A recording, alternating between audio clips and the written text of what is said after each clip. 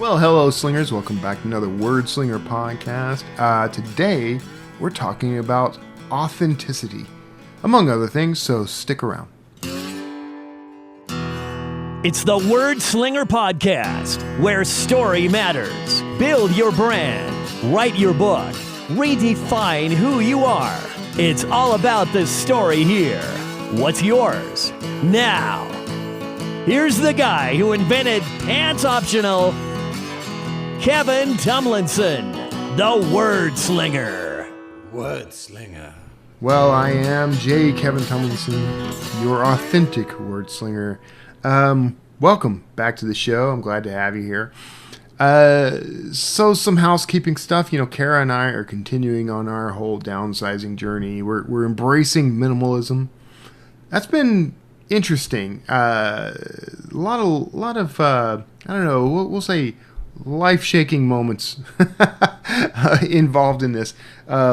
So we did the first of what will surely be several garage sales on Saturday. And it's funny because all week here in the Austin area, it's been nice and chilly in the mornings and stayed fairly cool during the full day. But for some reason, that specific day and only that day, it was super warm and humid all day long from the moment the sun came up until we were done. So we were hot and sweaty and grimy, but we had a pretty good garage sale and got rid of a lot of stuff. It's interesting because what happens is we've got things we've been holding on to our whole marriage. Some things I've been holding on to practically my whole life, and we would casually sell that for just a couple of bucks, watch it go out the door. Whereas just a year ago, it would have sent me into kind of an existential crisis to even consider letting some of those things go. And it's not about the stuff. It was just this emotional attachment I had, as if it was me that I was letting go of. And that's the whole ego death thing. But the more we do this, it's sort of like once you've jumped into the icy water, the shock of it wears off, and it's easier to stay there. And that's what we've been doing is kind of just we'll put something out. If there's any hesitation, we might pull it back, but those moments become further and fewer, further between, fewer in instance. But the method I've been using, me personally, it's like I'll have all these piles. I've talked about this before, but there's the keep pile, the sell, the discard, the donate pile. And anything that gets put in the keep pile, I will revisit. And everything else, I try to only touch it once.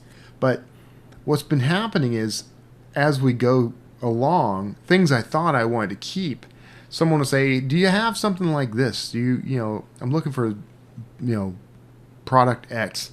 And I'd say, I do. I actually do. It's in a pile inside, and I'll go in and get it and sell it and never think of it again.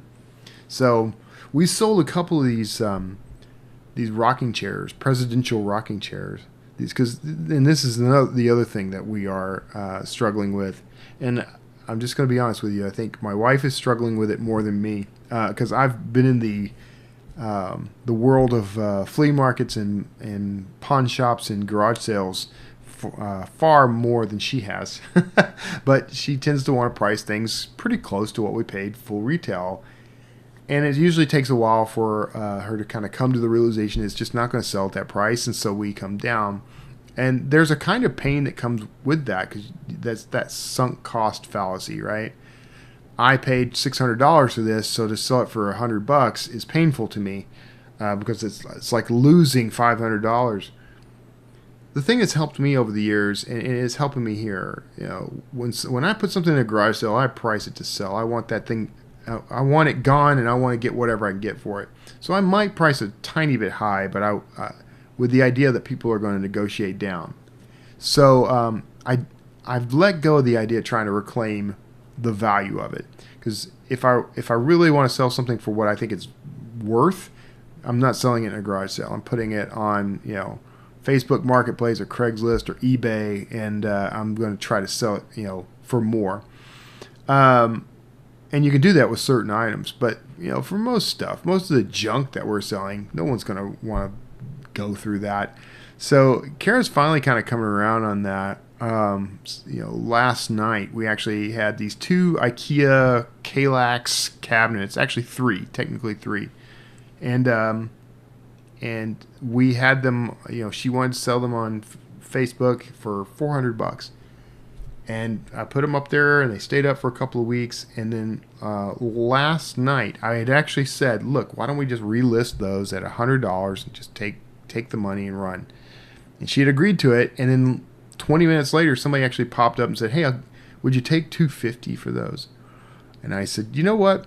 I will. And so we made a $150 profit on what we would have taken. So the point of this is, like, once she realized, and once we were on the same page with the idea that the idea is to get rid of this stuff and recoup some of our investment, not to recoup our investment altogether.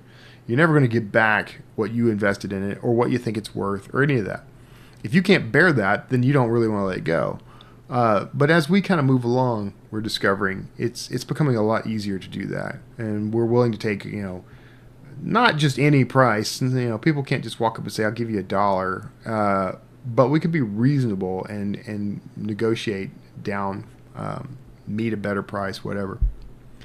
So anyway, that's where things are right now on that front. I have been also in the sort of the same vein as we are downsizing. I'm going to sell my MacBook Pro, and I got a ton of laptops and iPads and things like that. I have an iPad Pro, and I've been basically getting back to. I've done this several times now, especially once we were on the road. But I have a keen interest in using it as my sort of everything computer. And there's just some things it can't do as well as a full-on computer, but less than you might think. And what I've kind of discovered is it's not really about its capabilities; it's about my capabilities. Am I going to be Am I okay with being uncomfortable learning a new way to do things? Because the iPad can do practically everything, can really do everything I need it to do. It just may not do it the way I'm used to doing it or with the software I'm used to using. So my workflow has to be adjusted.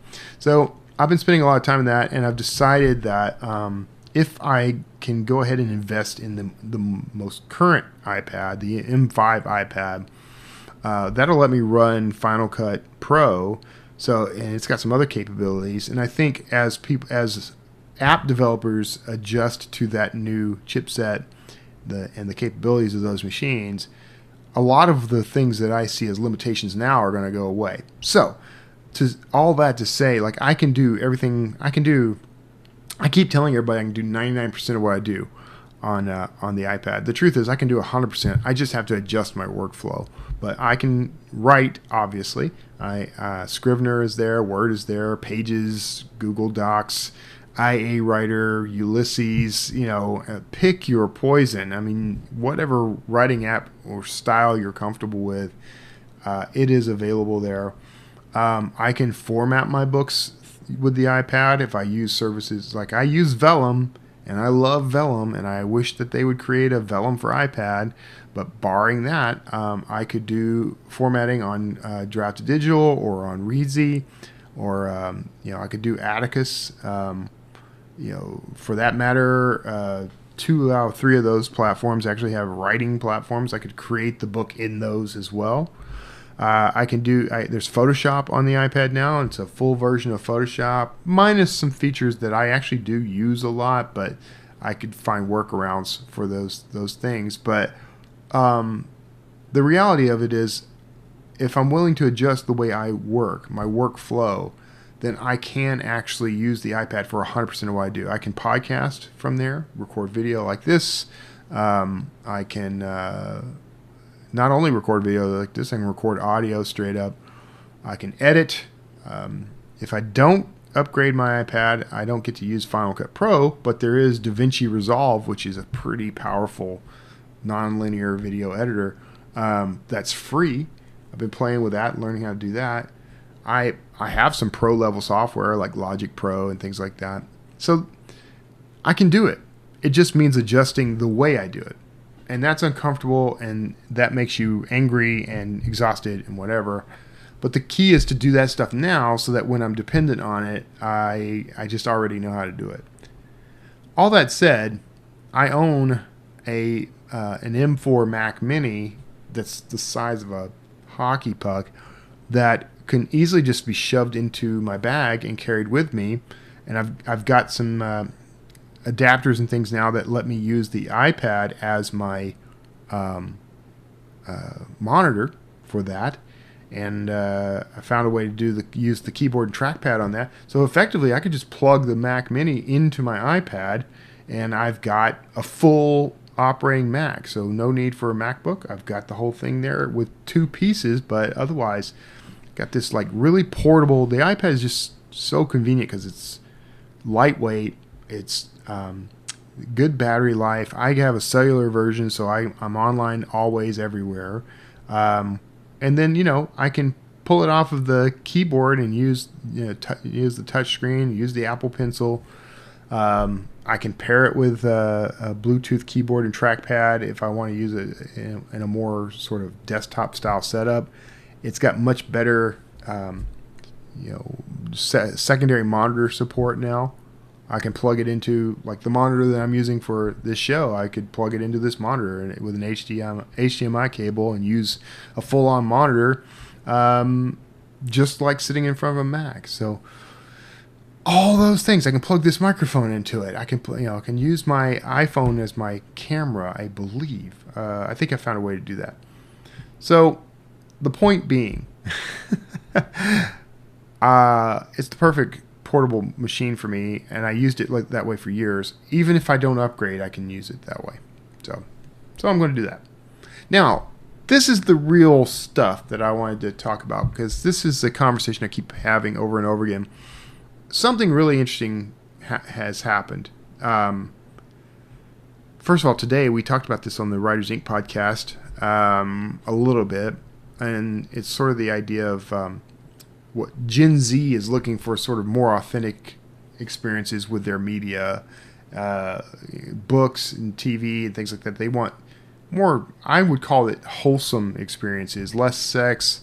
They do watch television. We learned there's a rumor that Gen Z doesn't watch TV or movies, but they do. But one of the words that popped up was authentic. And it's funny to me because a few weeks ago, I kind of posed the question, is anybody really even paying attention to the Wordslinger podcast? Do I need to continue the show? And I don't mind. I love this show. I've been doing it since 2013. It's been literally part of my life through some of the more dramatic shifts in my life. When I started the show, we weren't yet on the road. We had a house, and not too long after starting it, we sold the house, got into an RV for a while. It's been with me through van life and all that. It was with me when I was at Drafted Digital, my entire run of Drafted Digital. It was with me through all the ups and downs of my life and career. So I love the show. I don't get a ton out of it, like financially or anything, but I do get the benefit of connecting with people through it. And that's actually probably worth more to me than any money I might make from it. But when I posed that question, one of the things that came up was, please don't cancel the show, because what you do is so authentic and real. When you talk, they say, when you're talking, it's like having a conversation with a friend. It feels authentic. I've started to realize that is something that I think people have been missing, and we're seeing it. We're kind of seeing a lot of this, especially now. 2020, terrible year, but the whole pandemic era kind of screwed us in a lot of ways. And I think one of the things we sort of lost in the shuffle was the kind of the sort of personal interaction stuff, the connections with people. If you think about it, I mean, I'm seeing a trend. Kara and I were talking about this today. there's a real trend here in the North Austin area of these drive-through coffee places. There's no place to sit. There's no like interior. It's literally a box with a drive-through window. Maybe there's a walk-up window on the other side, but there's no place to sit at a table or even sit in the parking lot. There's nowhere for you to just congregate with anybody. It's literally just, here's your hot brown liquid. Now be on your way. And I haven't tried any of them, but I will put money on the coffee is terrible. I can taste it without even tasting it. So it's just literally, it's this 5-minute oil change approach to coffee. I know some of those things have been around for a decade or whatever, but I really started seeing them take off, at least here, during the pandemic. Suddenly, that was a big thing. Drive-through coffee was a big thing anyway. Even every Starbucks here closed its seating areas, and you could only do coffee through the drive-throughs for a while there. Understandable, I suppose. Whatever your feelings, beliefs on the pandemic and its real causes or whatever, whatever conspiracy theories you may subscribe to, I subscribe to a few myself. You can't argue that during that time, it was kind of understandable because a lot of us were scared. We didn't know what to expect. We were listening to what we were being told, and congregating in places together was deadly, we were told. So the rise of something like this makes sense in that light, but it doesn't make as much sense now that we're back at it. We're connecting again. And I think there's a whole generation of people who came up in that who lost the ability to connect with other people. So I think what we're all looking for is that genuine and authentic experience of connecting with other people. And I think that's why people don't want to see the Wordslinger podcast end, because they feel a connection to it. So I'm also seeing that with my books and with other things that I create, my blog posts on Substack and things like that. And if you're not a subscriber on my Substack, I hope you will be. kevintumlinson.substack.com. You can get there also if you go to wordslingerpodcast.com, because I host the podcast on Substack. Go subscribe, follow. Everything that I post there is the same sort of thing. It's authentic connection content, I will call it, and people love it. I get so much engagement from this stuff in a way that I didn't get for years. The problem is discoverability. So another thing Kara and I have been talking about is I have this idea for a sort of curated bookstore. And I think that it will do well, but the problem is, of course, as with most things in publishing, is discoverability. How does someone actually discover that you have this authentic, real experience? And we've become sort of blind to and immune to the typical marketing tactics. There was a point as I was coming up as a marketer, there was a point where they said, you need three points of touch with the prospective customer. They need to see your brand 3 times and they're connected. And then over the years, it became like 9, 15, 21. Now I think it's like 100 points of contact with with somebody. They have to see your brand 100 times before it starts to register. And that's because we're inundated with branding and marketing and all this stuff that is not authentic. And so we ignore it. And we're trained now to ignore things that aren't authentic because we know it's manipulation. We know that it's somebody trying to sell us something. So the challenge for us who are trying to sell someone something, but we want to sell you something that is meaningful, that is authentic and real, is how do we reach that? How do we reach you? How do we reach that audience? I am still working on that. I mean, there's things I've tried that seem to be working. But one thing that does work, and you can use this as a writer, creator, entrepreneur, is the existing audience you have, don't forget to ask them to help you reach the next audience. So I always ask my readers to, hey, look, if you know someone who likes to read this kind of Substack content, who likes to read these kind of books, please share this with them. This is how I make my living. It's how I continue on.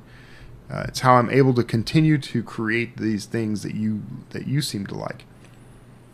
But I cement the relationship with that reader, with listeners and viewers, by just being authentic, by being myself. I'm a little guarded on certain things. There's certain things I just decided are not worth discussing. I didn't used to be like that. Used to be a lot more vocal about things, and I'm not even like preventing myself from talking about it. I'm done talking about it. I think there's certain things in the political spectrum that I'm like, I just don't care anymore. I don't care. I have developed a sort of approach now of if I can't change it, if I have no control over it and can't change it, then I am not going to complain about it. It's just no point. You should only complain about things that you can change. And you should only complain about it if you are in the process of changing it. If you complain about something that you can change and you don't change it, well, then you are just whining. But if you see a problem and you have a solution, complain all you want, as long as you are also engaging in and enacting that solution. So don't complain about the weather. There's no point. You can't change the weather. Don't complain about politics unless you are going to run for office or are running for office or otherwise doing something to help change the political landscape. I'm done with all that. Same with like bad reviews. I made this decision years ago. So like I don't leave bad reviews anymore. I used to write these like hilarious negative reviews for things I didn't like. One I was kind of semi-famous for was a review I did for the movie Battleship, and it was an awful movie. And I wrote a really hilarious review about just how bad the movie was. And it gets to this day, I'll get people upvoting it and things like that. But it didn't do anything positive in the world. Maybe it made someone laugh, but what was my end game? Was I just trying to say, hey, look, don't watch this movie. Don't let these people make a living because it's that horrible. It's unless something's going to hurt someone, I don't bother giving it a negative review. If there's a product on Amazon that I think is going to cause physical harm or maybe even emotional harm to somebody, don't do this because it will harm you or others, then I would review it. But unless I've got something positive to say, I don't write reviews anymore. I try to stick to that. Actually, I'm pretty good at sticking to that now. And I want the same for there's a kind of golden rule thing happening here. I want the same for my stuff. Why would you read one of my books and give me a scathing negative review?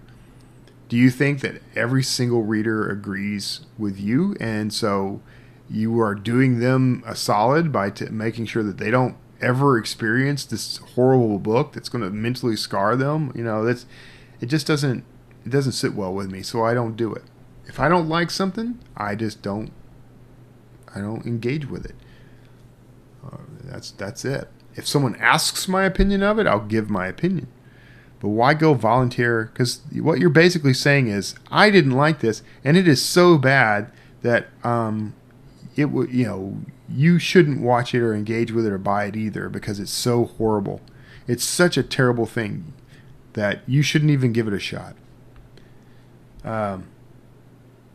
Maybe if there's some product that's poor quality, I will say poor quality product. Maybe I'm fine with that. So if I write a book and you read it and you think this is poorly written, it's not edited, it shows no signs of thought or whatever, so maybe that's the caveat. I'll let you get away with it. But if you read that whole book, it seems unlikely to me that it was poorly written. If you read the whole thing, just stop reading. Just stop reading. There's this concept, DNF, Do not finish. Did not finish. If you are reading something you don't like, you're under no obligation to finish it. Even if your job is to read and review things. If you read the first page, first chapter, or whatever, and you hated it, don't finish reading it. Just say, look, I couldn't even get past the first chapter. That's how much I disliked it. So, anyway, whatever. I'm all over the place with that. But what I've discovered is that people are out looking for authentic experiences. They want to connect with people. They want to connect on a personal level with people. And I personally, I'm out looking for, as we embrace this whole minimalism thing and downsizing, Kara and I have discussed this a lot. We don't want stuff. Don't give me gifts. Don't give me physical gifts. Maybe there's occasional things that it's nice, but for years people would just give me things just because they were obligated to give something. I don't want that. Now, if you saw something and you just said, man, that is Kevin all over it. Sure. If it brings you joy, then I can certainly accept it. I will. And I'm going to do that for people. So I understand. But if you just feel obligated, don't give physical gifts. What Kara and I want now is experiences, and of those we really are looking at, we want our lives to be cultivated. The word that I'm sort of engaged with right now is edification. Everything I do has to be edifying, and so if you're unfamiliar with the term, the way I use it is it needs to improve me. So that can be education, it can be a good experience, it can be a good product. It's going to tend to be something that makes me a better human. But even if it's just something, everything I'm investing in now, if I spend money on something, it has to be an asset, meaning it has to repay me somehow. And either it's repaying me in cash, I buy a property that I rent, or I buy a commercial property that I lease out to a business, or I buy a car wash and it pays profits, or it has to repay me in something maybe a little more abstract, like I have to have a greater sense of fulfillment and joy because I have this thing in my life. I'm able to do the work that I do better, faster, more efficiently because I invested in this iPad Pro M5. It has to do that. Ideally, if I buy a physical product, that asset needs to actually increase my revenue potential. But sometimes you just want to have a painting on the wall because it brings you joy. Sometimes you just you could buy a utilitarian car, but maybe for $1,000 more, you can get a car that actually resonates with you, makes you feel joyful to drive. So don't go seeking stuff in order to feel fulfilled or happy. That's never going to work. But invest in things if they make you happy. If it already makes you happy. No, that's the thing. That's the distinction. I used to go and purchase things kind of hoping it was going to make me feel happy, and it would for 30 seconds or so, and then I was felt the void again. So instead, I buy things that my experience with them is that I like that experience. I like using that tool. One of those is these. If you're watching on YouTube, I have these leather. I have tons of these. I got like 3 of these within reach. I got one I carry in my pocket every day. These leather sleeves, and I use the Moleskine notebooks, and in particular, I like these Pentel Energel pens, and I prefer the navy blue and with blue ink. So that's my preference. I like the gridded Moleskine notebooks, and I'm actually going to try out the dot pattern because I think I can get the same experience I get with the grid, but it'll be a cleaner page. So here's the point of that. I like these things, and I mod these things a lot. This one's modded. Some of them are not. Some of them I just leave as is. Like this, the one I carry, I use a Field Notes notebook in this one that I carry as a wallet. This one's my wallet.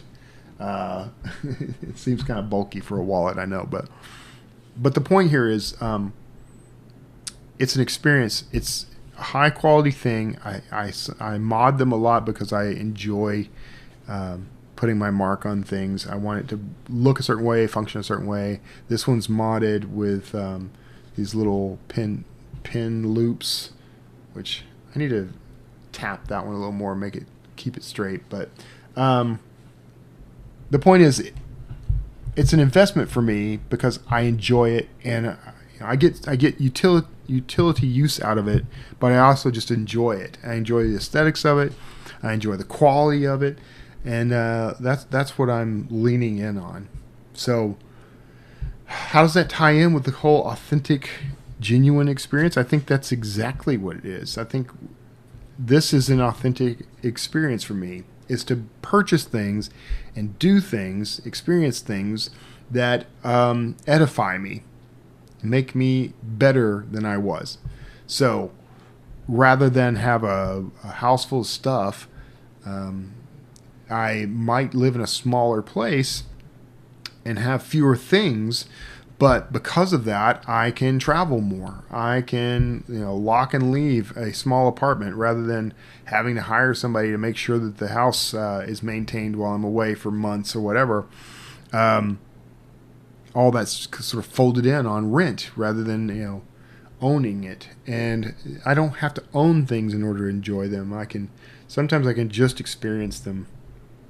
A good example of that was before I bought my Bronco. Kara and I took a spontaneous trip and flew to Florida, to Orlando, spent a weekend there, just spontaneously, just decided we would do it. And when we landed, before we even took off, I reserved through Turo. Someone had a Bronco that we could rent for a couple of days, and so I did that, and so I got an opportunity to test drive a Bronco to see if I would like one, and I did. And so it was months later before I bought mine, but I had that experience and enjoyed it, and so I knew that would be a nice investment for me. I knew that putting my money and time into getting one of those would not make me happy, but it contributes to my joy, contributes to my happiness. So I don't have to own the thing, though. Before I can be happy, I own the thing because it's part of the happiness, if that makes any sense. And we're actually talking about selling our vehicles as we get back into the van. We don't know if we're going to do that or not. And I've thought about that, and there's a little twinge of sadness over that. But would I rather hold on to this Bronco that I'm probably not going to be driving for about a year, making payments and that sort of thing? Or would I prefer to let that go to someone else who can enjoy it? I go off and enjoy traveling, and when I'm back off the road, I can buy another Bronco if I want, or something else entirely. Anyway, I think that all fits together. You tell me if you agree or disagree. So, but anyway, that's we're going to go ahead and wrap up. That's 30 minutes, so I think that's plenty. Tell me what you think of these shorter episodes. I can go longer. I can easily fill an hour. You just watch me go. But I feel like 30 minutes is a pretty good length of time for these. I've got a couple of things coming up. There's some interviews and things. Make sure. So I did that interview with Orson Scott Card for the Writers Inc. podcast. We're going to be discussing that interview next Thursday. So the following Tuesday, that episode will go live. We just did one with Eduardo Ballerini, whom you may know from The Sopranos, things like that. But I'm looking now at the dates. So on the 28th, the Eduardo Ballerini episode of Writers Inc. goes live. On the 4th of November, so I will be in Las Vegas for Author Nation, but that day, my interview with Orson Scott Card goes live. So make sure that you mark your calendar and tune in for that. And and enjoy. If you are going to be in Las Vegas the week of the 3rd through the 8th, I'm at Author Nation. If you're coming to Author Nation, or if you're coming to the Reader Nation event, come to the Reader Nation event. If you have books of mine or something, I'm happy to sign those. I've got some things I'll sell while I'm there. But come on in. I think it's free to enter. James Patterson's going to be there, but I'll also be there. So that's more important. That matters more. But anyway, stop by and see me if you're an author and you're going to be at the Author Nation conference. Stop by and see me. I'm going to be there representing Author Anchor. So if you are looking for an author assistant, we can connect you with one at authoranchor.com. Make sure you tell them I sent you. I think that's it. So thanks for tuning in. I'm glad you're here. Hope you have a wonderful week or weekend ahead and a week after that. God bless you. Be real and authentic. Go seek out real and authentic experiences, and I will authentically see you next time. Wordslinger.